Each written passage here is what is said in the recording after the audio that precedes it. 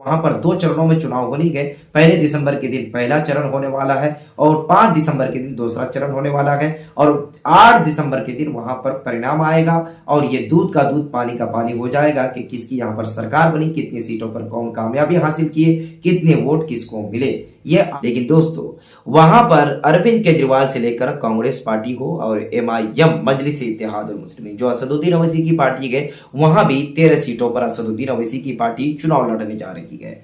जिस तरह से बिहार के अंदर असदुद्दीन ओवैसी की पार्टी चुनाव लड़ी और चुनाव लड़ने के बाद यहां पर 5 सीटों पे कामयाबी हासिल की थी और इसी तरीके से 4 सीट आरजेडी ने उससे छीन ली और लौटा 1 सीट उनसे यहां पर असदुद्दीन ओवैसी की बची हुई है, जो सीमांचल के अंदर अमोर विधानसभा जो अख्तर अली खान साहब अभी उनके बचे हुए हैं।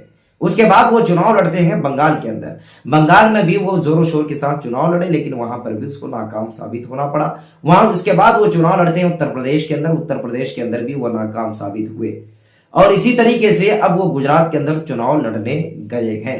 क्या असदुद्दीन ओवैसी के ऊपर जो आरोप लग रहा है, हमेशा से उनके ऊपर आरोप ये लगा है कि वो भारतीय जनता पार्टी के लिए काम करते गए, बीजेपी के लिए वो काम करते गए और भारतीय जनता पार्टी को सपोर्ट के लिए वो आते गए। जो वोट कट करके वो तकसीम हो जाता है और भारतीय जनता पार्टी को जीतने में आसानी हो जाती है। जो विपक्ष के लोग उनके ऊपर आरोप लगा रहे हैं, मैं नहीं कह रहा हूं, लेकिन असदुद्दीन ओवैसी इसके जवाब में ये बात कहते हैं कि ये जब आरोप हम पर ये लगाते गए, जहां पर हम चुनाव नहीं लड़ते गए वहां पर बीजेपी कैसे जीत जाती है। खैर मैं इस पर बहस नहीं करना चाहता, लेकिन असदुद्दीन ओवैसी ने एआईएमआईएम मजलिस इत्तेहादुल मुस्लिमीन के प्रेसिडेंट असदुद्दीन ओवैसी अरविंद केजरीवाल को भी घेरा, कांग्रेस को भी घेरा। अरविंद केजरीवाल को यह बात कही कि मरकज निजामुद्दीन को लेकर जिस तरह से लॉकडाउन के दौरान, कोरोना के दौरान स्टेटमेंट जो दिया था अरविंद केजरीवाल का, वो सही नहीं था। मुसलमानों के पक्ष में कोई भी पार्टी नहीं बोलती है, सिर्फ अगर बोलती है तो असदुद्दीन ओवैसी की जबान बोलती है और असदुद्दीन ओवैसी की पार्टी बोलती है। क्या वहां पर 13 सीटों पर अगर असदुद्दीन ओवैसी चुनाव लड़ते हैं, क्या वहां पर अपनी सीट निकाल पाएंगे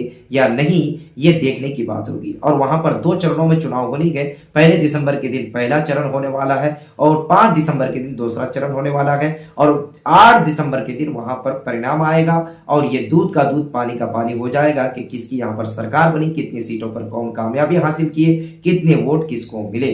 ये 8 दिसंबर का इंतजार रहा और लगातार आप बने रहिए मेरे चैनल पर। चैनल को सब्सक्राइब कीजिए, ज्यादा से ज्यादा शेयर कीजिए, लाइक कीजिए, कमेंट में अपनी राय को लिखना बिल्कुल ना भूलें। मिलते हैं दोस्तों नेक्स्ट वीडियो में।